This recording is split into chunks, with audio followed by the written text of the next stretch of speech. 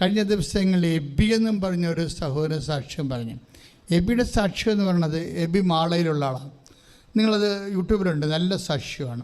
എബിയുടെ പ്രശ്നം, AB October 2021 അയാളെ ഖത്തറിൽ വർക്ക് ചെയ്യുന്ന ഒരു ഓഫീസറാണ്. പെട്ടെന്ന് ആളെ കൊളാപ്സായിപ്പോയി. കോവിഡ് പിടിച്ചാണെന്ന് തോന്നുന്നത്. കോവിഡിൻ്റെ മൂർധന്യ സമയത്താണ് എബി കൊളാപ്സായിപ്പോവും. പുള്ളിക്ക് ഇങ്ങനെ ഇതിൻ്റെ ഈ റെസ്പിറേറ്ററി പ്രോബ്ലംസ് ഉണ്ടാകുന്നത് പുള്ളിക്ക് ഫീൽ ചെയ്യുന്നുണ്ട്. പക്ഷേ പുള്ളിയുടെ ഡ്യൂട്ടി കുറച്ച് കടുത്ത ഡ്യൂട്ടി ആയത് കാരണം അങ്ങനെ പെട്ടെന്ന് ഹോസ്പിറ്റലിൽ അഡ്മിറ്റ് ചെയ്യാൻ പറ്റുന്ന സാഹചര്യമല്ല. അതുകൊണ്ട് പുള്ളി അതും കൊണ്ട് നടന്ന് പെട്ടെന്ന് പുള്ളി ഫെയ്ഡായിപ്പോയി, വീണുപോയി. പിന്നെ ഇയാൾ ആംബുലൻസിലാണ് കൊണ്ടുപോകണത്. ഖത്തർ ഹോസ്പിറ്റലിലേക്ക് കൊണ്ടുപോയി കഴിയുമ്പോൾ അവിടെ പുള്ളി ഉടനെ കോമയിലായിപ്പോവും. അതായത് പൾസ് ഡൗൺ ആകും, പ്രഷർ ഡൗൺ ആകും, പിന്നെ ഈ ഓക്സിജൻ കിട്ടണില്ല. പക്ഷേ എന്നിട്ട് ഇയാളെ കൊണ്ടുപോയി ഒരു ടെൻറ്റിലായിടണത് പുറത്ത്. കോവിഡ് കാലത്തിൻ്റെ അവസ്ഥ അറിയാമല്ലോ. ഹോസ്പിറ്റലിലെ ബെഡെല്ലാം തീരും. പിന്നെ അവിടേക്കാണ് സ്വദേശി വിദേശി പ്രശ്നം വരണത്. അപ്പോൾ അവിടെ കാലങ്ങളിലെല്ലാം ഈ വിദേശ രാജ്യങ്ങളിലെല്ലാം സ്വദേശികളെ എടുത്ത് കട്ടിലേക്ക് കിടത്തിയിട്ട് വിദേശികളെ കൊണ്ടുവന്ന് കൂടാരത്തിലിടും. ചത്തെങ്കിൽ ചത്ത, ഉണ്ടെങ്കിൽ ഉണ്ട്. ട്രീറ്റ്മെൻറ്റ് നമ്മൾ കടന്നു പോകുന്നൊരു കാലമാണ് കോവിഡ് കാലം. നമ്മൾ ആരുമൊക്കെ ആണെന്നും പറഞ്ഞ് നടന്നൊരു കാലമുണ്ട്. പക്ഷെ നമ്മൾ അന്യനാട്ടിൽ ചെന്ന് കഴിയുമ്പോൾ എന്തെങ്കിലും സംഭവിക്കുമ്പോൾ നമ്മളവർക്കും PR കിട്ടിയിട്ടുണ്ട്, നമ്മൾ അവിടുത്തെ പൗരനാണ്, ആന കൂനെന്നൊക്കെ പറഞ്ഞാലും എന്തെങ്കിലും സംഭവിച്ചു കഴിഞ്ഞാൽ നീ എത്രാമത്തെ പൗരനാണെന്ന് അവർ പറയും നിന്നോട്. അതാണ് വിഷയം. നീ എത്രാമത്തെ പൗരനാണെന്ന് പറയും. 1ാമത്തെ പൗരനാണോ, 2ാമത്തെ പൗരനാണോ, 3ാമത്തെ പൗരനാണോ? ദൈവ പൈതലെ, ബേസിക്കായിട്ട് ഓർക്കുക, നിൻ്റെ കയ്യിരിക്കുന്ന കാർഡല്ല നിനക്ക് തന്നിരിക്കുന്ന വേറൊരു കാർഡുണ്ട്. ഇതിൽ നീ ആരാണെന്ന് പറഞ്ഞിട്ടുണ്ട്. നീ എനിക്ക് ബഹുമാന്യനാണ്, നീ എനിക്ക് പ്രിയങ്കരനാണ്, ഏത് കോവിഡ് വന്നാലും. റോമ 8:32 നമുക്ക് യേശുക്രിസ്തുവിന് നൽകിയവൻ അവനോടുകൂടെ സമസ്തവും നമുക്ക് നൽകുകയില്ലേ? ശ്രുതികടെ റോമ 8:32 സ്വപുത്രനെ പോലും ഒഴിവാക്കാതെ എന്ന് പറഞ്ഞ സ്വപുത്രനെ പോലും ഒഴിവാക്കാതെ നമുക്കെല്ലാവർക്കും വേണ്ടി അവനെ ഏൽപ്പിച്ചു തന്നവൻ അവനോട് കൂടെ സമസ്തവും നമുക്ക് ദാനമായി നൽകാതിരിക്കുമോ? കൈയടിച്ച് ശ്രദ്ധിക്കട്ടെ. ഹല്ലേലൂയ.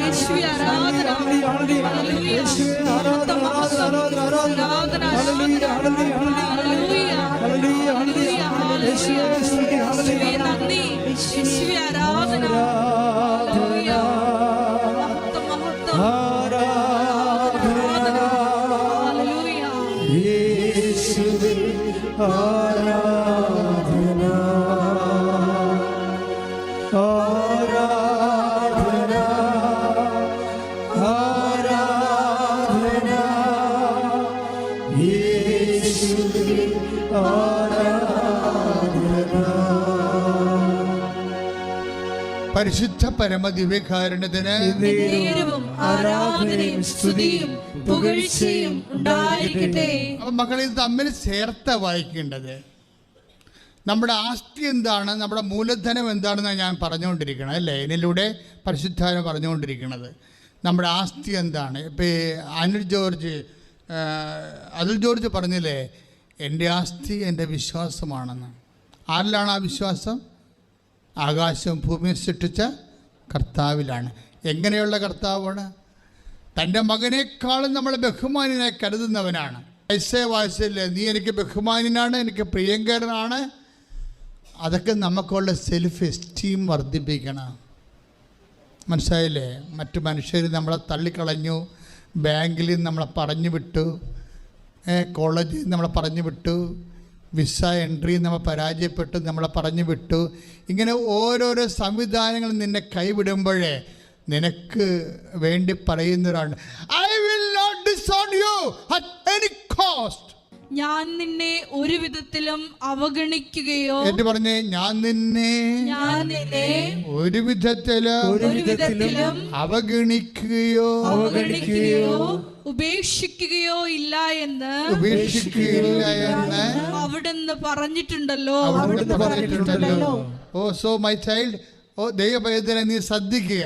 നീ എവിടുന്നെങ്കിലും ഏതെങ്കിലും ഓഫീസിൽ നിന്നോ ഏതെങ്കിലും അധികാര സ്ഥാനത്ത് നിന്നോ നീ ഡിപ്രൈവ് ആയി കഴിഞ്ഞാൽ, നിന്നെ തള്ളിവിട്ടാൽ, നിനക്ക് മെറിറ്റില്ലെന്ന് പറഞ്ഞു വിട്ടാൽ, നീ പറയണം, എനിക്ക് വേണ്ടി വില ചെയ്തവൻ, രക്തം ചിന്തിയവൻ, എന്നെ വീണ്ടെടുത്തവൻ, തൻ്റെ ജീവനേക്കാൾ എന്നെ സ്നേഹിക്കുന്നവൻ, എല്ലാ ജനതകളെക്കാൾ പകരമായി തൻ്റെ ജീവനെ എന്നെ വീണ്ടെടുക്കാൻ വേണ്ടി നൽകിയവൻ, അവനോടുകൂടി എല്ലാം ചേർത്ത് നൽകുന്നവൻ എൻ്റെ കർത്താവ്, അവനാണ് എൻ്റെ അവകാശം, അവനാണ് എൻ്റെ ഓഹരി. ശ്രദ്ധിക്കട്ടെ, ശ്രദ്ധിക്കട്ടെ,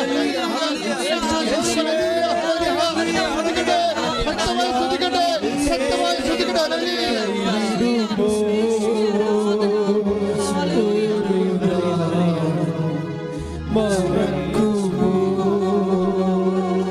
ഞാൻ നിന്നെ കൈവിടുമോ ഒരു നാളും മറക്കുമോ? ആര് മറന്നാലും മറക്കാത്തവൻ അന്ത്യത്തോളം കൂടെയുള്ളവൻ. നെഞ്ചത്ത് വെച്ചുകൊണ്ട് ആര് മറന്നാലും മറക്കാത്തവൻ അന്ത്യത്തോളം കൂടെയുള്ള. ഞാൻ നിന്നെ ഒരുമിച്ച്, ഞാൻ നിന്നെ കൈവിടുമോ ഒരു നാളും മറക്കുമോ? പരിശുദ്ധ പരമ ദിവ്യകാരുണ്യത്തിന് ആരാധനയും സ്തുതിയും പുകഴ്ചയും ഉണ്ടായിരിക്കട്ടെ. അപ്പൊ എബി എന്ന് പറയുന്ന സഹോദര ഖത്തറിലെ ഓഫീസ് എന്ത് കോമയിലായിപ്പോയി, ഓർമ്മ പോയെന്ന 18 ദിവസം ഓർമ്മയില്ലാതെ കിടന്നു. മൂക്കിൽ കൂടി ശ്വസിക്കുന്നു, അവരിനെ ട്യൂബിലൂടെ ഭക്ഷണം കഴിക്കുന്നു, ശരീരം വെട്ടുതടി പോലെ ഇങ്ങനെ കിടക്കുകയാണ്. ഡോക്ടർമാർക്ക് ഒന്നും ചെയ്യാനേ പറ്റണില്ല. അപ്പോൾ ആസിഫ് ഡെഡ് എന്ന രീതിയിലാണ് അവർ ട്രീറ്റ് ചെയ്യണത്. ഡെഡ് ബോഡി ആണെന്ന രീതിയിലാണ് ട്രീറ്റ് ചെയ്യണത്. പിന്നീട് ഒരു ദിവസം ഇവർ ഓൺലൈൻ ഉടമ്പടി എടുക്കും. അവർക്കറിയത്തില്ല, കൃപാസനത്തെക്കുറിച്ച് അറിയത്തില്ല. ആരുമൊക്കെ പറഞ്ഞിട്ട് ആസ്ട്രേലിയയിൽ നിന്നൊരു ലിങ്ക് കൊടുത്ത് എന്നാൽ അവിടെ സാക്ഷ്യപ്പെടുത്തി. ആ ചേട്ടൻ തന്നെ വന്നിട്ടുണ്ടായിരുന്നു കഴിഞ്ഞ ദിവസം ഇവിടെ. തടിയനായ സുഖനായ ഒരു മനുഷ്യൻ, അദ്ദേഹം തന്നെ സാക്ഷ്യം പറയണത്. അതായത് ഒരു ലിങ്ക് കൊടുത്തിട്ട് വൈഫ് ഓൺലൈൻ ഉടമ്പടി എടുക്കും. ഓൺലൈൻ ഉടമ്പടി എടുത്ത രാത്രി, ഡേറ്റ് ഉണ്ട്, അതിൻ്റെ ടൈമുണ്ട്. ആ ടൈമിൽ പെട്ടെന്നൊരു മിന്നൽ കയറിയിട്ട് ഈ മനുഷ്യന് ബോധം വെക്കും. അപ്പോൾ അത് ബോധം വെക്കണ മുമ്പ് അദ്ദേഹം പറയുന്ന കാര്യമുണ്ട്. അതായത് അദ്ദേഹം സാക്ഷ്യത്തിൽ പറയുന്ന വിഷയമുണ്ട്. അതായത് ഡോക്ടർ അവസാനം ഡെഡായെന്ന് വിചാരിച്ചുകൊണ്ട് ഇയാളുടെ ട്യൂബെല്ലാം ഊരി മാറ്റും. ട്യൂബെല്ലാം ഊരി മാറ്റിയിട്ട് അത് ആ ട്യൂബ് ഊരി മാറ്റണതിന് സെക്കൻഡുകൾക്ക് മുമ്പാണ് ഇവർ ഓൺലൈൻ ഉടമ്പടി എടുക്കുന്നത്, വൈഫ്. പക്ഷേ ഈ മനുഷ്യൻ്റെ മനസ്സിൽ ഉടനെ മാതാവിന് ഈ മനുഷ്യൻ മനസ്സിൽ കാണും. കാര്യം ഓർമ്മയില്ല. എബി പറയണത് എൻ്റെ പേര് പോലും എനിക്ക് ഓർമ്മയില്ലെന്നാണ് പറയണത്. നീ ഒന്ന് ചിന്തിച്ച് ആ സിറ്റുവേഷൻ കണ്ട. നമ്മൾ പേര് വലിയ കാര്യമാണെന്നൊക്കെ പറഞ്ഞ് നടക്കില്ലേ. എൻ്റെ പേര് വിളിച്ചില്ല, എൻ്റെ പേര് പറഞ്ഞില്ല, എന്നെ വീട്ടിൽ വന്ന് ക്ഷണിച്ചില്ല, ഇങ്ങനെ പേര് വെച്ചുള്ള കളികൾ എന്തുമാത്രമാണ് ഉള്ളത് ഇല്ലേ. നമ്മുടെ പേര് നമുക്ക് എന്തോ ആനക്കാര്യമാണെന്ന് നമ്മൾ ധരിച്ചിട്ട് പേര് അവഗണിച്ചാൽ നമ്മൾ അവോയ്ഡ് ചെയ്തതിൻ്റെ പേര് നമ്മൾ ഫൈറ്റിനൊക്കെ ഇറങ്ങും. പേര് പ്രശ്നമാണ്. പക്ഷേ ഈ പേര് ഒരു കാലത്ത് നമ്മൾ മറന്നു പോകും. മറ്റുള്ളവർ മറക്കണതിൻ്റെ കാര്യമില്ലല്ലോ മറ്റുള്ളവർ മറന്നു പോകുമെന്ന് പറഞ്ഞ് നമ്മൾ കേസ് കൊടുക്കാനോ പോകുകയോ അല്ലെങ്കിൽ നിങ്ങളുടെ ബന്ധുക്കളായിട്ട് വീട്ടിൽ പോകാതിരിക്കുകയോ അങ്ങനെ ചെയ്തിട്ടേ കാര്യമില്ല. മറ്റുള്ളവർ മറക്കണം പോട്ടെ, നിങ്ങൾ തന്നെ നിങ്ങളുടെ പേര് മറക്കുമെന്നാണ് പറയണത്. എബി പറഞ്ഞില്ലേ 18 ദിവസമായിട്ട് എൻ്റെ പേര് തന്നെ ഞാൻ മറന്നുപോയി, വെറുതെ വെട്ടുതടി പോലെ കിടക്കുകയാണ്. ഓർക്കണം കേട്ടോ, പേര് വെച്ച് കളിക്കുന്നവരൊക്കെ ഓർത്തേക്കണം. വലിയ പേരും നിലയൊക്കെ ഉണ്ടായിരുന്ന ആളാണ്. പേരാണ് അവൻ ആദ്യം കളഞ്ഞത്. പ്രകൃത്യാ ദൈവമായിരിക്കവേ അവൻ ദൈവത്തോടുള്ള സമാനത മുറുകെ പിടിക്കേണ്ട കാര്യമായി പരിഗണിച്ചില്ല. ഈ പരിഗണിക്കാതിരിക്കുന്ന സ്ഥലത്ത് വെച്ചാണ് ഈ എളിമ ആരംഭിക്കുന്നത്. പരിഗണിക്കേണ്ടുന്നിടത്ത് വെച്ചാണ് അഹങ്കാരം ആരംഭിക്കുന്നത്. ഫിലിപ്പിയർ 2:7 ഭയങ്കര സീരിയസ് വചനമാണ്. പരിഗണിക്കാത്തിടത്ത് വെച്ച്, നമ്മളെ ദൈവതിരുസന്നിധിയിൽ പരിഗണിക്കാതിരിക്കുന്ന സ്ഥലത്ത് വെച്ച്, അല്ലെ നമ്മളെ മറ്റുള്ളവർ പരിഗണിച്ചില്ല എന്നതിൻ്റെ പേര് നമുക്ക് നൊമ്പരം തോന്നാത്തടുത്ത് വെച്ച് ആണ് എളിമ ആരംഭിക്കുന്നത്. എളിമയെന്ന് പറഞ്ഞ് ജലദോഷം പിടിച്ച് നടന്നിട്ട് കാര്യമില്ല. നമ്മുടെ കയ്യിലൊക്കെ വന്നിരിക്കുന്ന ആധ്യാത്മികതയിൽ വന്നിരിക്കുന്ന വിഷയം, നമ്മളെ നെഗളത്തിന് എളിമ എന്ന് പറയും അല്ലേ. നെഗളം അഹങ്കാരത്തിന് എളിമ എന്ന് പറയും. പക്ഷേ എളിമ എന്ന് പറയണത് എന്താണ്? അത് കൃപ അപ്ലോഡ് ചെയ്യുന്നതിന് വേണ്ടിയുള്ള സുവിശേഷ സൂത്രമാണ്.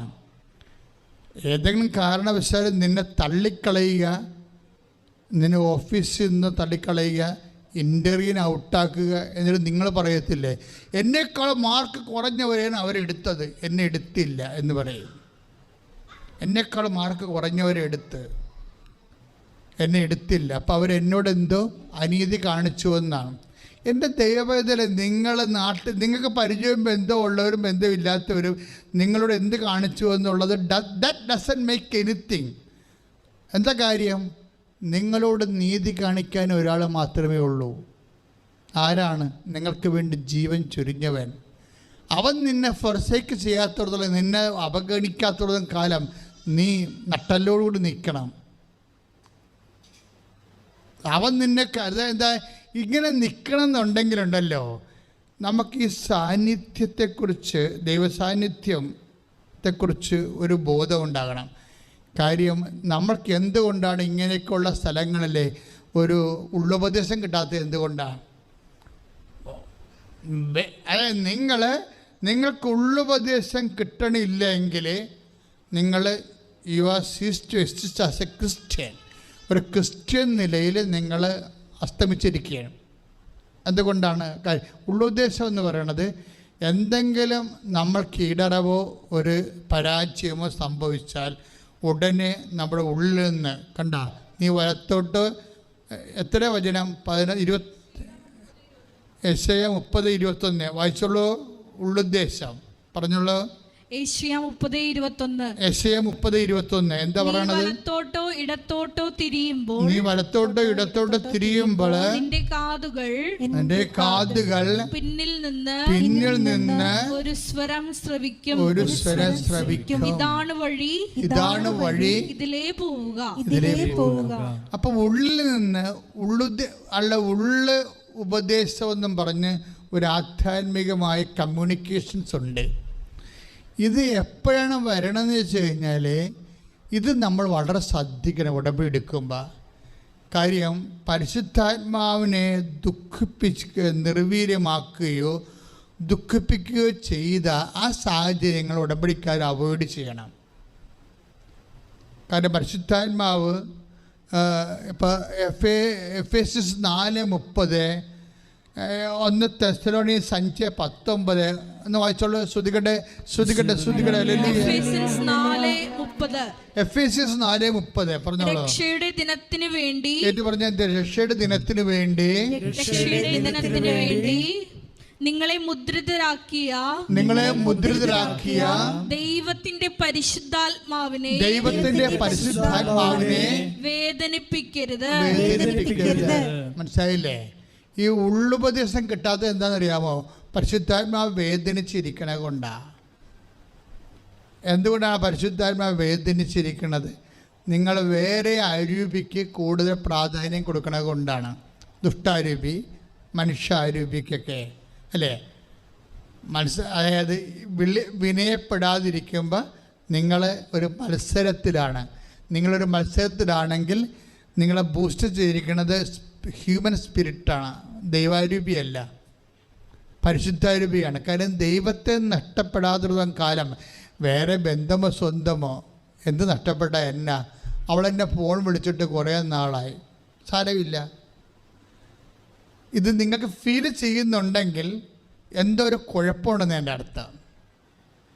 ചില ആൾക്കാർ സ്ഥിരം നിങ്ങളെ ഫോൺ വിളിക്കുന്ന ആൾക്കാർ വിളിക്കണില്ലെന്ന് വിചാരിച്ചോ? നിങ്ങൾക്കത് വല്ലാണ്ട് ഫീൽ ചെയ്തിട്ടുണ്ടെങ്കിലേ നിങ്ങളൊരു പോക്ക് സ്ത്രീയാണെന്ന് പറയാം, അല്ലെ പുരുഷനാണ്. എന്താ കാര്യം? മനുഷ്യന് നിങ്ങൾ ഓവർ ഇമ്പോർട്ടൻസ് കൊടുത്തിരിക്കുന്നു ദൈവത്തെക്കാളുപരി. നിങ്ങൾക്ക് പ്രാർത്ഥിക്കാൻ കഴിയുന്നില്ലെങ്കിൽ യു മസ്റ്റ് വീപ്പ്. എന്താ കാര്യം? അപ്പം നിങ്ങൾക്ക് ദുഃഖം ഉണ്ടാകണം. നിങ്ങൾക്ക് ദൈവദർശനത്തിൽ വരാൻ കഴിയുന്നില്ലെങ്കിൽ, നമുക്കറിയാമല്ലോ ഏത് പാപാവസ്ഥയിലാണെങ്കിലും ദൈവം ചെയ്യണൊരു കാര്യം, ഒരു ത്രെഡ് ഇട്ടേക്കും. എന്താണ്? തൻ്റെ സന്നിധിയിൽ നിന്ന് തള്ളിക്കളയത്തില്ല. ഇപ്പോൾ ചില ആൾക്കാരൊക്കെ പാപാവസ്ഥയൊക്കെ വരുമല്ലോ, മനുഷ്യന്മാരുടെ ജീവിതമല്ലേ, ചിലപ്പോൾ അറിഞ്ഞു വരും, അറിയാതെ വരും. പക്ഷേ നിങ്ങൾക്ക് അറിഞ്ഞ് വന്നിട്ടും നിങ്ങൾക്ക് പ്രെയർ ചെയ്യാൻ പറ്റുന്നുണ്ടോ, നിങ്ങൾക്ക് വചനം വായിക്കാൻ പറ്റുന്നുണ്ടോ എങ്കിൽ you are in front of God. നിങ്ങൾ ദൈവത്തിൻ്റെ. നിങ്ങൾക്കത് ഒന്നുമേ പറ്റണില്ല എന്നുണ്ടെങ്കിൽ യു ആർ ഡിപ്രൈവ്ഡ്. നിങ്ങൾ പുറത്താക്കപ്പെട്ടവളാണ്, പുറത്താക്കപ്പെട്ടവനാണ്. ശ്രദ്ധിക്കുക. കർത്താവായ ദൈവമേ, ഈശോയെ, ഞാൻ പാപാവസ്ഥയിലാണെങ്കിൽ അങ്ങ് എന്നെ കൈവിട്ടതുപോലെ എനിക്ക് തോന്നുന്നുണ്ടെങ്കിൽ, ഞാൻ നിരാശയിലാണെങ്കിൽ, എനിക്ക് ആ കാര്യത്തില് ദുഃഖമുണ്ടെങ്കിൽ ഈശോ എന്നെ പുനഃക്രമീകരിക്കണമേ, എന്നെ അഭിഷേകം ചെയ്യണമേ, എന്നെ പുനഃപ്രതിഷ്ഠിക്കണമേ. അതെന്താ മക്കളെ, എന്താ വിഷയം എന്ന് വെച്ച് കഴിഞ്ഞാൽ, നമുക്ക് ദൈവം ഒരേ സമയം തന്നെ ആരാണ്? വ്യക്തിയുമാണ്, ശക്തിയുമാണ്. കാരണം ഉടമ്പടിയുടെ ബേസിക് പ്രിൻസിപ്പിൾ എപ്പോഴും ഞാൻ ആൾക്കാർക്ക് കിട്ടണത് ഈ ധ്യാനത്തിൽ നിന്നല്ലേ കിട്ടത്തുള്ളൂ. അതുകൊണ്ട് ആത്മാവ് എന്നോട് ഈ സമയത്ത് ഇതെല്ലാം പറഞ്ഞുകൊണ്ടിരിക്കും. അതുകൊണ്ട് നിങ്ങളിതെല്ലാം ശ്രദ്ധിച്ച് നോക്കിക്കൊണ്ടും പ്രാർത്ഥിച്ചുകൊണ്ടും പഠിച്ചുകൊണ്ടും ഇരിക്കണം. എന്താ കാര്യം വെച്ച് കഴിഞ്ഞാൽ, ഇന്ന് ഉടമ്പടി ധ്യാനം തുടങ്ങിയപ്പോൾ തന്നെ ആത്മാവ് എന്താ പറഞ്ഞത്? ഉടമ്പടിയുടെ ഏറ്റവും വലിയ ആനുകൂല്യം എന്ന് പറയുന്നത് ദ പ്രസൻസ് ഓഫ് ഗാഡ്, ദൈവത്തിൻ്റെ സാന്നിധ്യമാണ്. നിങ്ങൾ പറയുന്ന IELTS ജയിക്കുകയോ PR കിട്ടുകയോ പ്രൊമോഷൻ കിട്ടുകയോ വസ്തു വിൽക്കുകയോ ഇതൊന്നുമേ അല്ല. ഇതെല്ലാം ഇഫക്റ്റാണ്. കോസ് എന്ന് പറയണത് ദൈവത്തിൻ്റെ സാന്നിധ്യമാണ്. നിങ്ങൾ ഉടമ്പടി എടുക്കുമ്പോൾ കൂടുതൽ പ്രാധാന്യം കൊടുക്കേണ്ടത് ഉടമ്പടി എടുക്കുന്ന വഴി നിങ്ങളിൽ വന്നു ചേരുന്ന ദൈവത്തിൻ്റെ സാന്നിധ്യമാണ്. അതുകൊണ്ടാണല്ലോ ജോഷുവ 1:9 പറയണത്, wherever you go I am with you. നീ എവിടെ പോയാലും നിൻ്റെ കൂടെ ഞാൻ ഉണ്ടാകും. ഞാൻ ഉണ്ടാകാത്തൊരു സാഹചര്യം, പ്രസൻസ് ഫീൽ ചെയ്യണില്ല എന്നുണ്ടെങ്കിൽ അതിൻ്റെ അർത്ഥം നിങ്ങൾ ദൈവത്തിൽ പരിശുദ്ധാത്മാവിനെ ദുഃഖിപ്പിച്ചിട്ടുണ്ടെന്നാണ്. അല്ലെങ്കിൽ പരിശുദ്ധാത്മാവിനെ വേദനിപ്പിക്കുകയും നിർവീര്യമാക്കുകയും ചെയ്തിട്ടുണ്ട്. അതുകൊണ്ട് keep the minimum Holy Spirit എന്ന് പറയും, അച്ഛനിടയ്ക്ക് പറയും. എന്തുകൊണ്ടാണ് ഉടമ്പടിയിൽ കത്തോലിക്കരാണെങ്കിൽ 2 ആഴ്ചയിൽ കുടുംബ കുമ്പസാരിക്കാൻ പറഞ്ഞത്? എന്തുകൊണ്ടാണ് മറ്റ് കത്തോലിക്കരല്ലാത്തവരോട് നിങ്ങൾ മനസ്സാക്ഷിയിൽ വിശുദ്ധി കീപ്പ് ചെയ്യാൻ പറഞ്ഞത്? എന്തുകൊണ്ടാണ്? ഇത് പരിശുദ്ധാത്മ പ്രവർത്തിക്കാൻ പറ്റിയ ഒരു ഫോർമാറ്റ് ഉണ്ടാക്കാൻ വേണ്ടിയാണ്. എന്ന് വെച്ചാൽ നിങ്ങൾക്ക് എന്തെങ്കിലും ഈടറിവോ, നിങ്ങളുടെ ഇപ്പം തന്നെ അതുലിൻ്റെ പ്രശ്നം എന്താണ്? അതുലിനെ ബാങ്കിൽ നിന്ന് ഡിപ്രൈവ് ചെയ്തില്ലേ അവൻ?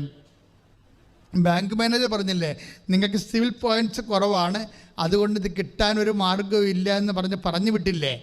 അപ്പോഴെന്താ അതുൽ ചെയ്യണത്? ഉടമ്പടി അപ്പം എൻ്റെ 90 ദിവസമായി, ഓണയുടെ ഉടമ്പടി 90 ദിവസമായി. അതുകൊണ്ട് ഞാൻ വന്ന് തീർത്ഥാടന ഉടമ്പടി എടുത്തെന്ന്. തീർത്ഥാടന ഉടമ്പടി എടുത്ത് കഴിഞ്ഞോടുകൂടി സിറ്റുവേഷൻസ് എല്ലാം അങ്ങോട്ട് മാറുകയും ഇപ്പം പറയണത് എനിക്ക് പരിചയമുള്ളവരും പരിചയമില്ലാത്തവരും ഒക്കെ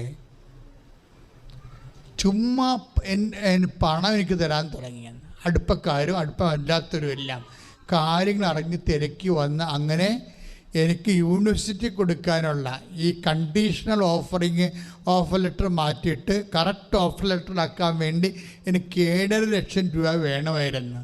അത് പെട്ടെന്ന് എനിക്ക് അറിയാത്ത അജ്ഞാതമായ സോഴ്സിൽ നിന്നൊക്കെ എനിക്ക് മാതാവ് പണം തന്നെന്നാണ്. അതായത് നിങ്ങൾക്കറിയണം, ഇത് സുവിശേഷം എന്ന് പറയുന്നത് ഒരു പണം ഇങ്ങനെ അടിച്ചു മാറ്റുന്ന സുവിശേഷമല്ലേ ഇത്. മറിച്ചെന്ന് പറയുന്നത് അവൻ്റെ ഒരു അവസ്ഥയിൽ വന്നപ്പോൾ ദൈവം ഹെൽപ്പ് ചെയ്ത കാര്യങ്ങൾ അവൻ പറയുകയാണ്. അല്ലാതെ നിങ്ങളത് ആവശ്യമില്ലാത്തൊരു മെക്കാനിസത്തെ പ്രതീക്ഷിക്കരുത്. മറിച്ച് നിങ്ങളെ നിലനിർത്തി തരും. ആ 7.5 ലക്ഷമാണ് വേണ്ടത് അവന്, അല്ലെങ്കിൽ അവൻ ഔട്ടായി പോകും. അപ്പോൾ ദൈവം ആ സീറ്റ് അവന് കൊടുത്തു. അപ്പോൾ സ്വാഭാവികമായിട്ട് അവൻ്റെ കണ്ടീഷൻ ലെറ്റർ മാറ്റിയിട്ട് കറക്റ്റ് ഓഫർ ലെറ്റർ കൊടുക്കാൻ വേണ്ടി അത്രയും പണം അവന് കൊടുത്തു. പിന്നീട് പതുക്കെ എല്ലാ കാര്യങ്ങളും റീസെറ്റ് ചെയ്യണ കാണാം അതിമനോഹരമായ രീതിയിൽ. എന്തൊക്കെ അതുകൊണ്ടാണ് അവൻ ആദ്യം പറയുന്നുണ്ട്, എൻ്റെ ആസ്തി എന്ന് പറയുന്നത് എൻ്റെ വിശ്വാസമാണ്. പിന്നെ എനിക്കുള്ളത് എന്താണ്? ഉടമ്പടിയിലൂടെ പിന്നെ ഉള്ളത് അവൻ്റെ അതായത് ഉടമ്പടി എന്ന് പറയുമ്പോൾ നമുക്ക് ഉറപ്പായിട്ടൊരു കാര്യം പറയാം. എന്താണ്? നമ്മുടെ ഗ്രേസ് ലെവല്, നമ്മുടെ മെരിറ്റ് 35% ആണെങ്കിലും നിങ്ങൾക്ക് എൻഗ്രേസ് ചെയ്ത് 65% ഫില്ല് ചെയ്യാനുള്ള എല്ലാവിധ നടപടിക്രമങ്ങളും ഉടമ്പടിയിലുണ്ട്. അതുകൊണ്ടാണ് അച്ഛൻ എപ്പോഴും പറയണത്, ഇത് ചൊല്ലണ പ്രാർത്ഥനയല്ല. ഞാനാണ് കൗണ്ടറിൽ ഇരിക്കണമെങ്കിൽ നിങ്ങളെ കൊണ്ട് ഇവിടെ കൃപാസനത്തിൽ വരുന്ന 70% ആൾക്കാരെ കൊണ്ട് ഞാൻ ഉടമ്പടി എടുപ്പിക്കത്തില്ല. ഞാനാണ് ഓഫീസിൽ ഇരിക്കണമെങ്കിൽ, ഇപ്പം എനിക്ക് എൻ്റെ കൺട്രോളിലല്ലല്ലോ പോണത്. നിങ്ങളെ പോയി ക്ലാസ് കേട്ട് എല്ലാം നന്നായിട്ട് ഉടമ്പടി ക്ലാസ്സെല്ലാം കേട്ട് നിങ്ങൾ ഉടമ്പടി ചെയ്യുകയല്ലേ. ഞാനാണ് അവിടെ ഇരിക്കണമെന്നുണ്ടെങ്കിൽ നിങ്ങളിൽ 70% ആൾക്കാരോട് ഉടമ്പടി ചെയ്യിക്കത്തില്ല. എന്താ കാര്യം? എനിക്കറിയാം, ചുമ്മാ ചൊല്ലണ ക്രിസ്ത്യാനിയാണ് ഈ വന്നിരിക്കണത്, ഉടമ്പടി ഇവർ ചെയ്യത്തില്ലെന്നറിയാം. അത് കാണുമ്പോൾ അറിയാൻ പറ്റും. കാര്യം എന്താ വെച്ചാൽ നമുക്കതേ പരിചയമല്ലേ ഉള്ളൂ, നമുക്കതല്ലേ പരിചയമുള്ളൂ, ചെല്ലിയല്ലേ പരിചയമുള്ളൂ. ഉടമ്പടി ചെല്ലി വർക്കൗട്ട് ചെയ്യാൻ പറ്റത്തില്ല. ഉടമ്പടി ചെയ്യണ പ്രാർത്ഥന, കവനൻറ്റിൻ്റെ ഫോർമുല അതാണ്, അത് ചെയ്യണതാണ്.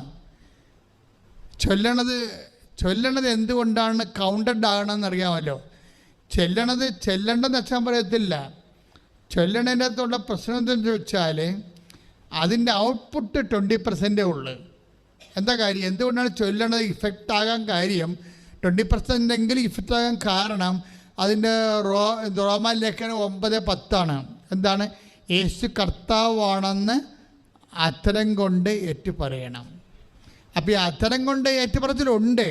പക്ഷെ നിങ്ങൾ എന്നാ ഏറ്റുപറഞ്ഞാലും അതിൻ്റെ അകത്തെല്ലാം യേശു കർത്താവാണെന്നുള്ള വാട്ടർമാർക്ക് ഉണ്ടാകണം. ചുമ്മാ ചൊല്ലിയിട്ട് കാര്യമില്ല. ഞങ്ങൾ ഈ പ്രാർത്ഥനയ്ക്ക് എഴുതുമ്പോൾ അവിടെ നിന്ന് കിട്ടിയൊരു പ്രാർത്ഥന, ഇവിടെ നിന്ന് കിട്ടിയ പ്രാർത്ഥന, അരക്കിലോ പ്രാർത്ഥനാ പുസ്തകം വീട്ടിലിരിപ്പുണ്ട്. 2 കിലോ വെച്ചിരിപ്പുണ്ട് എല്ലാത്തിൻ്റെയും വീട്ടിൽ. 2 കിലോ പ്രാർത്ഥനാ പുസ്തകം വെച്ചില്ലേ? നിങ്ങൾ എന്നാ പ്രാർത്ഥന ചൊല്ലിയാലും അതിൻ്റെ അകത്ത് യേശു കർത്താവാണെന്ന് എൻ്റെ വാട്ടർമാർക്ക് ഉണ്ടാകുന്ന നോക്കണം. അതാണ് എൻ്റെ സെക്യൂരിറ്റി ത്രെഡ് എന്ന് പറയുന്നത്. സെക്യൂരിറ്റി ത്രെഡ് എന്നുവെച്ചാൽ എന്ത് സംഭവം? അതാണ് ഇതിൻ്റെ ഒഫീഷ്യലായിട്ടുള്ള മുഖമുദ്ര എന്ന് പറയണത്. നിങ്ങൾ എന്നാ ചൊല്ലിയാലും റോമ 10:9 അതിൻ്റെ വർക്കൗട്ട് ചെയ്തിട്ടുണ്ടെന്ന് നോക്കണം. എന്താണ്? യേശു കർത്താവാണ്. അധരം കൊണ്ട് നമ്മൾ ഏറ്റുപറയാനുള്ളത് എന്താണ്? യേശു കർത്താവാണ്. മനസ്സിലായല്ലേ? അവൻ യേശു, അതായത് അപ്പൻ്റെ അർത്ഥം യേശു കർത്താവാണ് എന്നുള്ളതിൻ്റെ ഉള്ളിൽ കുറേ അധികം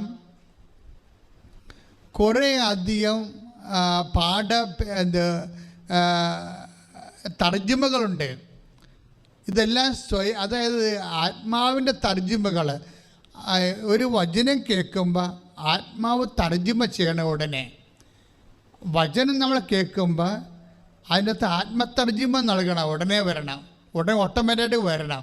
ഇപ്പോഴ് യേശു കർത്താവാണ്. ഉടനെ അത് ആ വചനം കേൾക്കുമ്പോൾ ഉടനെ ആത്മാവ് തർജ്ജമ ചെയ്യും, ബാങ്ക് മാനേജറല്ല കർത്താവെന്ന്.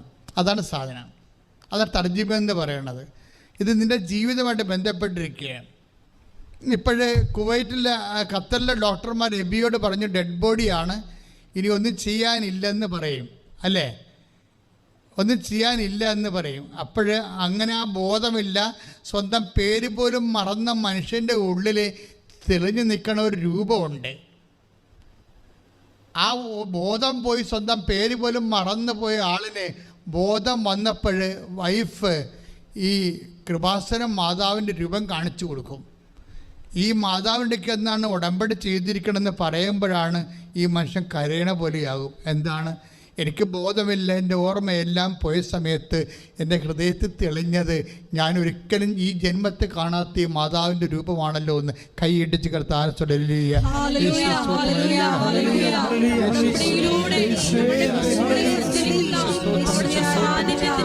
ഞങ്ങൾ നന്ദി പറയുന്നു.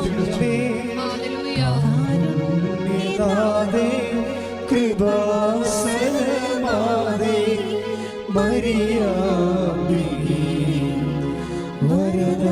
വരദാനവാരി ജപമാല റാണി ആവേ ആവേ ആവേ മരിയ കനിവിൻ്റെ അമ്മേ കാരുണ്യദാതേ കൃപാസനമാതേ മരിയാമ്പി വരദാനവാരിധി ജപമാല റാണി ആവേ ആവേ ആവേ മരിയ. പരിശുദ്ധ പരമദിവ്യകാരുണ്യത്തിന് നേരവും ആരാധനയും സ്തുതിയും പുകഴ്ചയും ഉണ്ടായിരിക്കട്ടെ. അതുൽ ജോർജിൻ്റെ സാക്ഷ്യം തുടരുകയാണ്. അതുൽ ജോർജ് എന്താ ചെയ്തിരിക്കണത്? അതുൽ ജോർജ് 7.5 ലക്ഷം രൂപ യൂണിവേഴ്സിറ്റിയിലോട്ട് അയച്ചു. യൂണിവേഴ്സിറ്റി ഫീ ആണ് 7.5 ലക്ഷം രൂപ. അപ്പോൾ അവർക്ക് വിസ പ്രോസസ്സിങ്ങിൻ്റെ 54% എഴുതി കാണിക്കും കമ്പ്യൂട്ടർ. അവിടെ വിഷയം 7.5 ലക്ഷം രൂപ നമ്മൾ അയച്ച് യു കെയിലേക്ക് അയച്ചു കൊടുത്തപ്പോൾ കമ്പ്യൂട്ടർ പിന്നെ കാണിക്കുന്നത് എന്താണ്? വിസ പ്രോസസ്സിൻ്റെ 54%. വിസ വരത്തില്ല.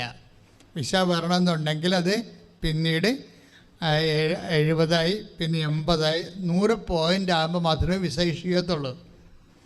ഇവനെന്ത് ചെയ്യും? 100 പോയിൻ്റ് ആകാൻ വേണ്ടി എന്താ ചെയ്യണം ഇവൻ? ഈ ഉടമ്പടി അച്ഛൻ എപ്പോഴും പറയും അത് ചൊല്ലണ പ്രാർത്ഥന അല്ല എന്ന് പറയുന്നതിൻ്റെ കാര്യം എന്താ? ചൊല്ലണ പ്രാർത്ഥനയ്ക്ക് 20% ഔട്ട്പുട്ടാണ് ഉള്ളത്. ബാക്കി 80% എളിമയോട് ചെയ്യണതാണ്. എളിമയോട് ചെയ്യണ പ്രാർത്ഥനകളാണ്. ഇപ്പോൾ കഴിഞ്ഞ ദിവസങ്ങളിലെ രാഹുൽ ഒറ്റപ്പാലത്തിൻ്റെ ഒരു സാക്ഷ്യമുണ്ട്. രാഹുൽ ഹോട്ടൽ മാനേജ്മെൻറ്റിൽ അതിൻ്റെ പ്രൊഫഷണൽ ഡിഗ്രി എടുത്ത ആളാണ്. രാഹുലെ അവനെ ഇതുപോലെ തന്നെ ഇവിടുന്ന് ചേഞ്ച് ചെയ്ത് പോകണം. അതിനുള്ള ആസ്തി ഭദ്രകളൊന്നും ഇല്ല ആളിന്. അച്ഛൻ്റെ ഭാഷ ഉടമ്പടി ഭാഷ പറഞ്ഞ് മെരിട്ടില്ല. എൻ്റെ പ്രോസസ്സിങ്ങിനെക്കുറിച്ച് ഒക്കെ ഇങ്ങനെ പരിചയപ്പെട്ടും പറഞ്ഞും കേട്ടൊക്കെ വരണേയുള്ള ആൾ ഇൻ്റർവ്യൂവിന് പോയി, ആപ്ലിക്കേഷൻ കൊടുത്ത് ഇൻ്റർവ്യൂവിനൊക്കെ പോയി ഒക്കെ നിൽക്കുകയാണ്. പക്ഷേ ഇയാൾ ഒറ്റപ്പാലത്തുകാരനാണെങ്കിലും വർക്ക് ചെയ്യണത് ആലപ്പുഴയാണ്. ആലപ്പുഴ ഒരു ഹോട്ടലിൽ വർക്ക് ചെയ്യാൻ. ഹോട്ടൽ വർക്ക് ചെയ്തപ്പോൾ പുള്ളി പൂങ്കാവ്, ആലപ്പുഴ ഒരു പള്ളിയുണ്ടല്ലോ പൂങ്കാവ് പള്ളി ചെല്ലുമ്പോൾ അവിടെ കുറച്ച് പത്രം, ആരാണ് ക്രിസ്ത്യാനിയൊക്കെ കൊണ്ടുപോയതായിരിക്കും, പത്രം അവിടെ മേശപ്പുറത്തിരിപ്പുണ്ട് അവിടെ. അപ്പോൾ രാഹുലിന് എന്തോ പന്തികേട് തോന്നി. ആരാണ്ട് ഉടമ്പടി ഉടായ്പ പറ്റിപ്പുകാർ പത്രം മേടിച്ചുകൊണ്ട് പള്ളിക്കൊണ്ട് ഡംപ് ചെയ്തിരിക്കുകയാണ്, കൊടുത്തിട്ടില്ല. അവനെയൊക്കെ എല്ലാം ഈ അതായത് നിങ്ങൾക്കറിയാമല്ലോ, നിങ്ങളെ ദൈവത്തിന് ഇത് ഉടമ്പടി ചെയ്ത് പണി മേടിക്കാതിരിക്കണം നല്ലത്. കാര്യം ഇത് ചെയ്യണ പ്രാർത്ഥനയാണ്. മറക്കരുത്. നാട്ടിൽ ചെല്ലുമ്പോൾ അയ്യോ ഞാൻ പള്ളിയിൽ പത്രം കൊണ്ടുപോയി കഴിഞ്ഞാൽ അവിടെ എന്നെ കണ്ട എൻ്റെ കൂട്ടുകാരെന്ത് പറയും, എൻ്റെ നാട്ടുകാരെന്ത് പറയുന്നൊക്കെ വിചാരിച്ചുകൊണ്ട് ഈ സാരിയിടത്ത് മടക്കി ക്രമേണ ആരെയും കാണിക്കാതെ വെച്ചിട്ട് അവിടെ നിന്ന് ഓടിക്കളയും. ഇത് മര്യാദയ്ക്ക് യേശു കർത്താവാണെന്ന് അധരം കൊണ്ട് ഏറ്റുപറഞ്ഞ് അവനെപ്പോലെ എളിമപ്പെട്ട് എന്ത് വില കൊടുത്തു അവനെ മറ്റു മക്കൾക്ക് എത്തിക്കണം, മറ്റു ജനങ്ങളിലേക്ക് എത്തണം. അവർ ഞാൻ കാരണം 10 മനുഷ്യർ ദൈവത്തെ അറിയണം, കർത്താവിൻ്റെ പീഡാനുഭവത്തെ അറിഞ്ഞ് അവനും ഈശോനെ വിശ്വസിക്കണം, അവരും രക്ഷ പ്രാപിക്കണം. അപ്പോഴീ അടുത്തെത്തിരിക്കുന്ന കർത്താവിനെ ഇങ്ങനെയുള്ള സാഹചര്യങ്ങൾ തിരിച്ചറിയണം. അറിഞ്ഞുകൊണ്ട് ആ കൃപയിൽ നിലനിൽക്കാനും വർദ്ധിക്കാനും വേണ്ടിയാണ് നമ്മുടെ ഗ്രേസ് ലെവൽ വർദ്ധിപ്പിക്കാൻ വേണ്ടി, വരപ്രസാദത്തിൻ്റെ തോത് വർദ്ധിപ്പിക്കാൻ വേണ്ടി 35 മെറിറ്റാണെങ്കിൽ 65ലേക്ക് ഫില്ല് ചെയ്യുക, ഗ്രേസ് ഫില്ല് ചെയ്യാൻ വേണ്ടിയാണ് ഉടമ്പടിയിൽ നമ്മൾ അവൻ പറയണ പോലെ ചെയ്യണത്. ഞാൻ രോഗിയായിരുന്നു, നിങ്ങളെന്നെ സന്ദർശിച്ചു. ഞാൻ കാരാഗൃഹവാസിയായിരുന്നു, നിങ്ങളെൻ്റെ അടുത്ത് വന്നു. നിങ്ങൾ ലോകം മുഴുവനും പോകുക, എല്ലാ സൃഷ്ടികളോടും സുവിശേഷം പ്രസംഗിക്കുക, കർത്താവിനറിയാത്തവരെ അറിയിക്കുക, അറിഞ്ഞവരെ ആഴപ്പെടുത്തുക. ഇതെല്ലാ ശുശ്രൂഷകളും ചെയ്യുമ്പോൾ നമുക്ക് ഫീൽ ചെയ്യണത് എന്താണ്? കർത്താവിൻ്റെ സാന്നിധ്യമാണ്. പിന്നെ ആരാണ് ചെയ്യണത്? പിന്നെ നമ്മളല്ല ചെയ്യണത്. അതാണ് 14:10. എൻ്റെ പിതാവ് എന്നിൽ വസിച്ചുകൊണ്ട് അവൻ്റെ പ്രവൃത്തി ചെയ്യുകയാണ്. മനസ്സിലായില്ലേ? അപ്പം നിങ്ങൾക്ക്, അതായത് പിന്നീട് നമ്മളായിരിക്കത്തില്ല ചെയ്യണത്. അതുകൊണ്ടാണ് ഇപ്പോൾ അതുൽ ജോർജിൻ്റെ സാക്ഷ്യങ്ങൾ അതുൽ ജോർജിന് അവസാനം 54 പോയിൻ്റാണ് എല്ലാം കൂടി കിട്ടിയത്. 7.5 ലക്ഷം അയച്ചു കൊടുത്തിട്ട് ഈ 54 പോയിൻ്റ് 100 പോയിൻ്റ് ആകാത്ത വിസ അവിടുന്ന് സെൻഡാകത്തില്ല. അപ്പോൾ എന്താ ചെയ്യണത്? പിന്നീട് ഉടനെ ലൈറ്റക്കാൻ്റെ പേര് റിക്വസ്റ്റ് ഇടും. അവനെല്ലാ ശുശ്രൂഷകളിലേക്കും ലിങ്ക് ചെയ്യണേ. അമ്മയെ തന്നെ ആശ്രയിച്ച് നിൽക്കുകയാണ്. ആദ്യം ഓൺലൈൻ ഉടമ്പടി, പിന്നെ തീർത്ഥാടന ഉടമ്പടി, പിന്നെ ലൈറ്റക്കാൻ്റെ പേര് റിക്വസ്റ്റ്. ലൈറ്റക്കാൻ്റെ പേര് റിക്വസ്റ്റ് എന്ന് പറഞ്ഞ ഒരു വിശ്വാസമാണ്. കാര്യം എന്താണ്? 30 കൊല്ലത്തോളം കൃപാസനം നടത്തിയ, കടലിലും കരയിലും നടത്തിയ കോടിക്കണക്കിന് പ്രാർത്ഥനകളുടെയും പ്രേക്ഷിത പ്രവർത്തനങ്ങളുടെയും ആസ്തിയാണ് ലൈറ്റക്കാൻ്റെ പേര് റിക്വസ്റ്റിൻ്റെ ബേസിൽ കിടക്കുന്നത്. അവിടെ നിങ്ങൾ ചുമ്മാ റിക്വസ്റ്റ് ചെയ്താൽ മതി. ഞങ്ങളറിയാതെ തന്നെ ദൈവം ഞങ്ങളിലൂടെ പ്രവർത്തിച്ച 30 കൊല്ലത്തെ കൃപകളിൽ നിന്ന്, പ്രേക്ഷിത പ്രവർത്തനങ്ങളിൽ നിന്ന് നിങ്ങളെ അനുഗ്രഹിക്കും. അതാണ് ലൈറ്റക്കാൻ്റെ റിക്വസ്റ്റിൻ്റെ അടിസ്ഥാനം എന്ന് പറയുന്നത്. ഇവരെന്ത് ചെയ്യണത്? ലൈറ്റക്കാൻ്റെ റിക്വസ്റ്റോട് കൂടി ഞാൻ നോക്കുമ്പോൾ ഉടനെ 67 പോയിൻ്റായി. എവിടുന്നൊന്നും അവനെ അറിയാൻ പാടില്ല. പിന്നെ നോക്കുമ്പോൾ 75ആയി. പിന്നെ നോക്കുമ്പോൾ പെട്ടെന്ന് 100ആയി. വിസ അവിടുന്ന് വന്നു. ഇത്രയും സ്പീഡാണ്. ഞങ്ങൾ ലൈറ്റക്കാൻ്റെ റിപ്പയർ റിക്വസ്റ്റ് ഇടുമ്പോൾ നിങ്ങൾ ചിലർ ചോദിക്കുമോ ലൈറ്റക്കാൻ്റെ റിക്വസ്റ്റ് ഇടും, അതായത് നമ്മൾ ഇങ്ങനെ കമ്പ്യൂട്ടറിൽ ഇങ്ങനെ റിക്വസ്റ്റ് ഇടുന്നതുകൊണ്ട് നമ്മൾ അനുഗ്രഹിക്കപ്പെടുമോ?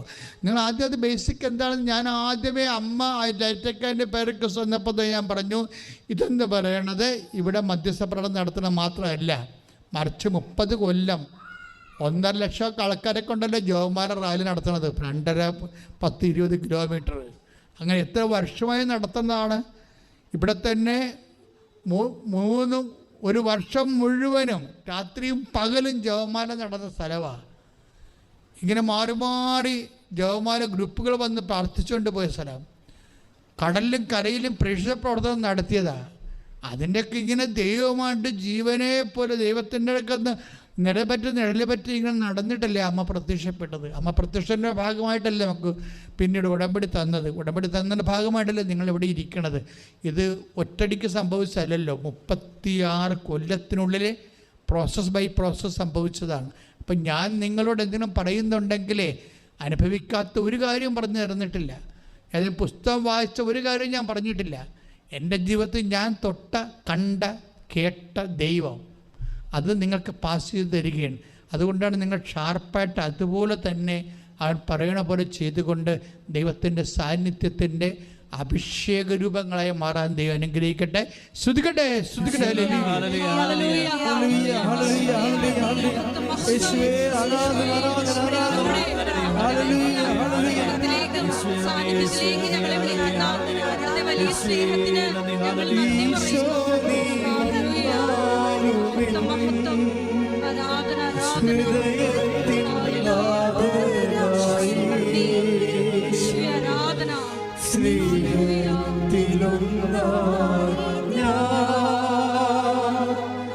നിന്നെ നിന്നിൽ ലയിച്ചിടട്ടെ. ഈശോ നീ വന്നാലുമെൻ ഹൃദയത്തിൻ നാഥനായി സ്നേഹത്തിലൊന്നായി ഞാൻ നിന്നിൽ ലയിച്ചിടട്ടെ. എല്ലാവരും എഴുന്നേൽക്കുക.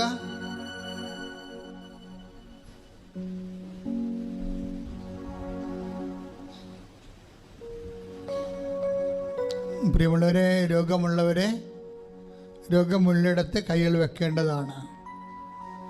PCOD, അതുപോലെ തന്നെ യൂട്രസിൻ്റെ ഇറക്കം അല്ലെങ്കിൽ ബ്ലീഡിങ് ഒക്കെ ഉള്ളവർ, സിസ്റ്റുള്ളവർ, മൊത്തത്തിൽ കല്ലുള്ളവർക്ക് അടിവയറ്റ് കൈവെക്കേണ്ടതാണ്.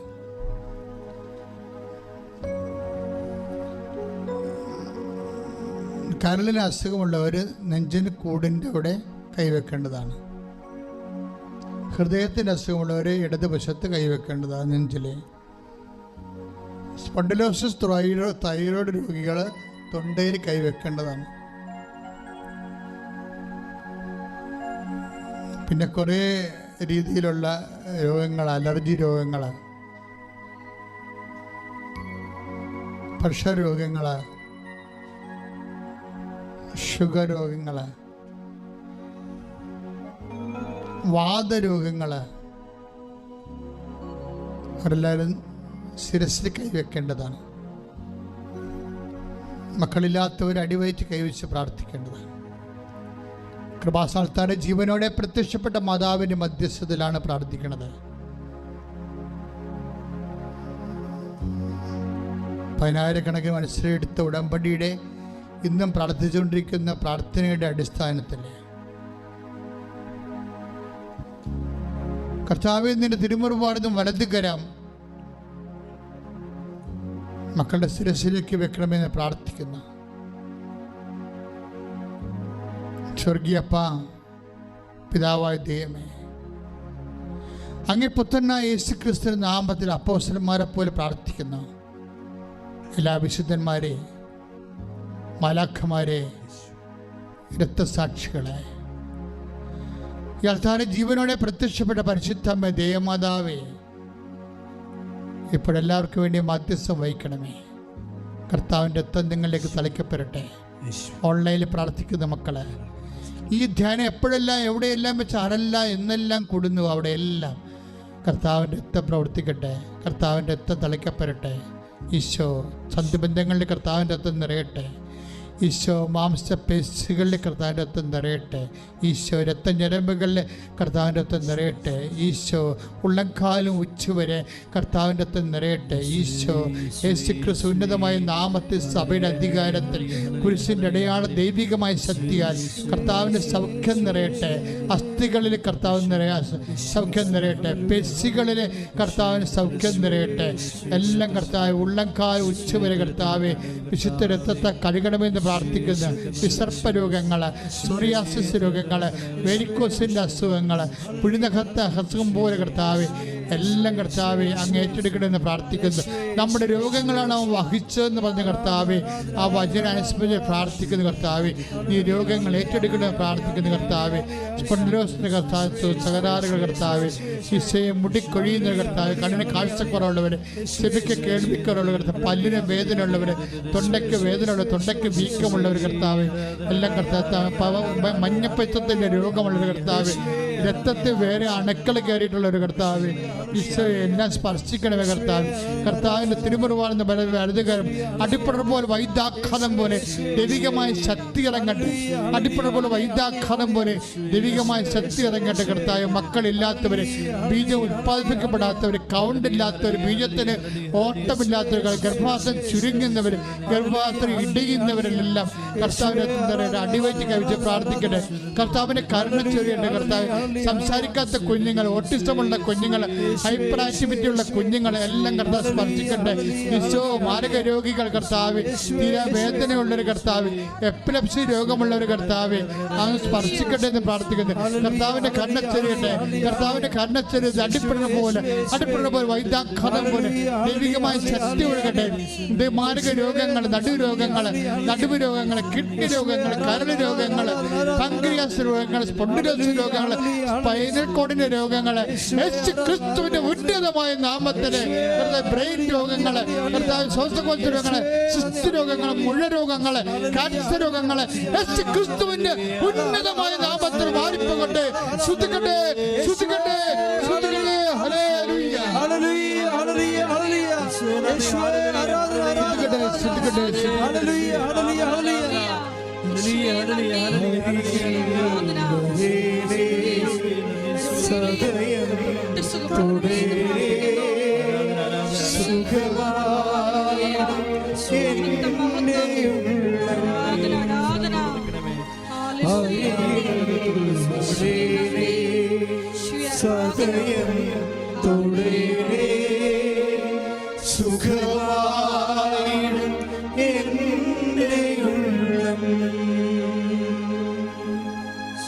എൻ്റെ മക്കളെ, ജോലിയില്ലാത്തവരെ,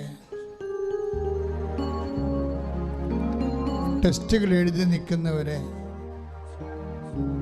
വിസ പ്രോസസ് ഇരിക്കുന്നവരെ, വിസ റിജക്റ്റ് ചെയ്തവരെ, ഇനി എന്ത് ചെയ്യണമെന്ന് അറിയാൻ പാടില്ലാതെ വിഷമിക്കുന്നവരെ, പൈസ കുടുങ്ങിപ്പോയവര്, ഈ ദിവസങ്ങളിൽ ഇന്റർവ്യൂവിന് അഭിമുഖീകരിക്കാൻ പോകുന്നവര്, ഈ ദിവസങ്ങളിൽ യാത്രയ്ക്ക് പോകാൻ പോകുന്നവര്, വിൽക്കാത്ത വസ്തുക്കൾ, വിൽക്കാത്ത സ്ഥലങ്ങൾ, കിട്ടാത്ത വഴികൾ, വെക്കാത്ത വീട് എല്ലാം സമർപ്പിച്ച് പ്രാർത്ഥിക്കുന്ന സമയമാണ്. വെള്ളമില്ലാത്ത കിണറുകൾ,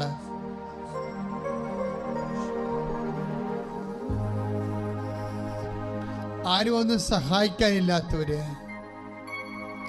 ആരും നല്ല വാക്ക് പറഞ്ഞു കൊടുക്കാനില്ലാത്തവര്, അതിൻ്റെ പേര് ദുഃഖം അനുഭവിക്കുന്നവര്, മരിച്ചുപോയ ആൾക്കാർ ഇപ്പോഴുണ്ടായിരുന്നെങ്കിൽ എന്ന് വിചാരിച്ച് വേദനിക്കുന്നവര്, അവരെല്ലാം സമർപ്പിച്ച് അഭിഷേകമാക്കുന്ന സമയമാണ്. എൻ്റെ മക്കളെ, കൈ ഇങ്ങനെ ഒന്നെങ്കിൽ നെഞ്ചിൽ വെക്കുക, അല്ലെങ്കിൽ ശിരസിൽ വെക്കുക, ഏതാണ് എളുപ്പമെന്ന് നോക്കിയിട്ട് അതുപോലെ ചെയ്യുക. ആ മേഖലയെല്ലാം നിങ്ങളുടെ മുഴുവൻ ജീവിതാവസ്ഥകൾ കർത്താവിൻ്റെ തിരുസിൽ ഒറ്റയ്ക്ക് താമസിക്കുന്നവർ, പാട്ടത്തിന് താമസിക്കുന്നവർ, വാടക പോലും കൊടുക്കാൻ നിർവാഹമില്ലാതെ വിഷമിക്കുന്നവർ, പെൺമക്കളൊക്കെ വലുതായി വന്നിട്ട് അവർക്ക് ഒരു ഇടമില്ലാത്തവർ, എല്ലാ തരത്തിലും വേദന അനുഭവിക്കുന്നവർ, തെറ്റായ പ്രണയത്തിൽ അകപ്പെട്ടിരിക്കുന്നവർ, മാർഗമായിട്ടുള്ള ചില കൂട്ടുകെട്ടുകളിൽ ചെന്ന് അകപ്പെട്ടു പോയവർ, കേസിലകപ്പെട്ടവർ, ജയിലിലായപ്പെട്ടുള്ളവർ, വിദേശങ്ങളിൽ ജയിലിലായപ്പെട്ടുള്ളവർ, അവരെല്ലാം ഓർത്ത് പ്രാർത്ഥിക്കുന്ന സമയമാണ്. ആശുപത്രി കിടക്കുന്നവർ, പല കാര്യങ്ങൾക്ക് സാമ്പത്തികമായ ബ്ലോക്കുകൾ, തടസ്സങ്ങളുള്ളവർ, ജപ്തി നടപടി അഭിമുഖീകരിക്കാൻ പോകുന്നവർ, ജപ്തി നടപടി നടന്നു കഴിഞ്ഞു പക്ഷെ നടത്തിയെടുക്കാത്ത രീതിയിൽ ഇപ്പോഴും അതിൻ്റെ താമസിച്ചിട്ട് എവിടെ പോകണമെന്നറിയാൻ പാടാതെ അന്തം വിട്ട് നിൽക്കുന്നവർ, കുടുംബത്തിലുള്ള കലഹങ്ങൾ, ഭിന്നതകൾ, പരസ്പരമുള്ള വൈരാഗ്യങ്ങൾ കാരണം സ്വയം ശപിച്ച് കഴിയുന്നവർ, ചത്താലോ എന്ന് ചിന്തിക്കുന്നവർ, ഇങ്ങനെ വ്യത്യസ്തമായ മേഖലകളിൽ വേദന അനുഭവിക്കുന്നവരെ പരിശുദ്ധ അമ്മയുടെ തിരുസ്ഥനെ ഏൽപ്പിച്ചുകൊണ്ട് പ്രാർത്ഥിക്കുകയാണ്. ശ്രുതികട്ടെ,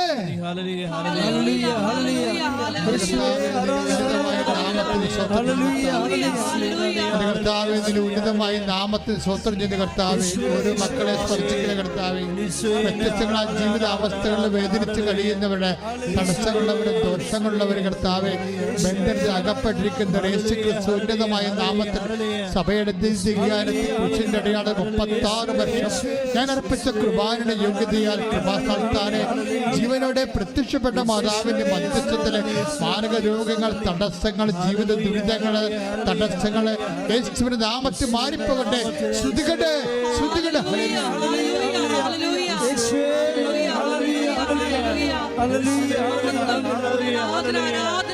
ഹല്ലേലൂയ. മെഴുതിരി പോലെ ഹൃദയം ഉരുകും നേരം ഇനിയും മെഴുതിരി പോലെ ഹൃദയം ഉരുകും നേരം അരികിൽ വരേണേ സദയം തുളേണേ സുഖമായിടും എൻ്റെ ഉള്ളം അരികിൽ വരേണേ സദയം തുളേണേ സുഖമായിടും എൻ്റെ ഉള്ളം.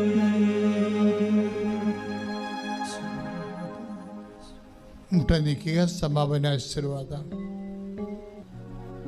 നമ്മുടെ എല്ലാ ഉടമ്പടി നിയോഗങ്ങള് പരിശുദ്ധ അമ്മയുടെ മധ്യസ്ഥയില് ദിവ്യകാരുണ്യ സന്നിധിയിൽ സമർപ്പിച്ചുകൊണ്ട് പരിശുദ്ധ അമ്മയുടെ പ്രത്യക്ഷീകരണത്തിന്റെ സാക്ഷിയായി എന്നെയും എൻ്റെ കുടുംബത്തെയും ഉയർത്തണമേ എന്ന് പ്രാർത്ഥിച്ചുകൊണ്ട് ശിരസ് നമിച്ച് നമുക്ക് ദിവ്യകാരുണ്യനാഥന്റെ ആശീർവാദം സ്വീകരിക്കാം.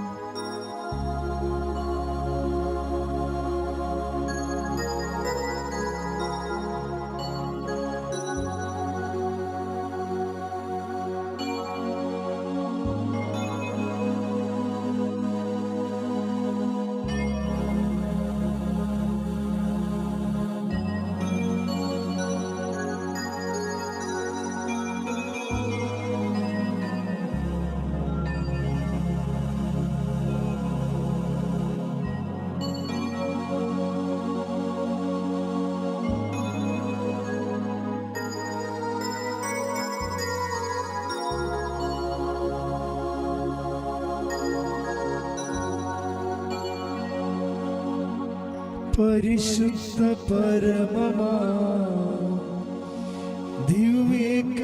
ദിവ്യകാരുണ്യമേ എന്നുമെന്നും അങ്ങേക്കാരാധന. പരിശുദ്ധ പരമമാ ദിവ്യകാരുണ്യമേ എന്നുമെന്നും അങ്ങേക്കാരാധന. പരിശുദ്ധ പരമമാ ദിവ്യകാരുണ്യമേ എന്നുമെന്നും അങ്ങേക്കാരാധന.